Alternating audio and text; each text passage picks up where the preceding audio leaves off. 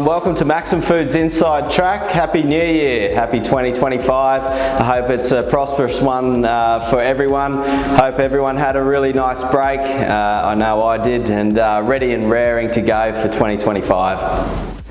And of course, as we were all enjoying a great break at the beach and time with family, the farmers and the cows were still producing over the summer, and the dairy industry just keeps on chugging along. So let's have a look at what's happening globally. Starting off with whole milk powder. So last night we saw the second consecutive dip after quite a bullish run in November, December.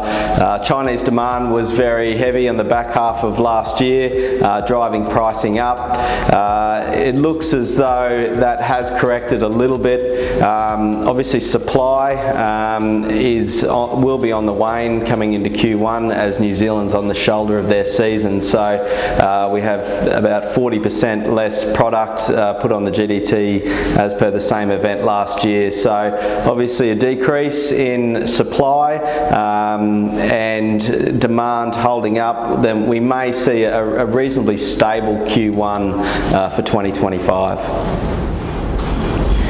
Moving along to skim milk powder, a bit hard to gauge market sentiment over the holiday season.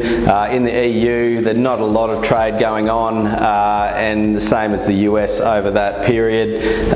So in terms of the GDT performance, there was a -2 result last night. Along with whole milk powder, obviously there'll be less product coming into the shoulder of the season and end of season, so supply will drop off. Demand doesn't seem to be shooting the lights out at the moment, so we could probably predict a stable Q1.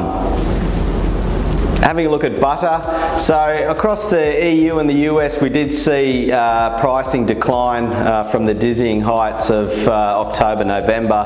So demand did soften after seeing those higher prices. In terms of an outlook, a bit hard to gauge once again due to lack of trading activity over the holiday period. However, on the GDT last night we saw an uptick in butter, which after 2 consecutive negative results. So it looks as though butterfat has stabilised a bit in New Zealand and Australia.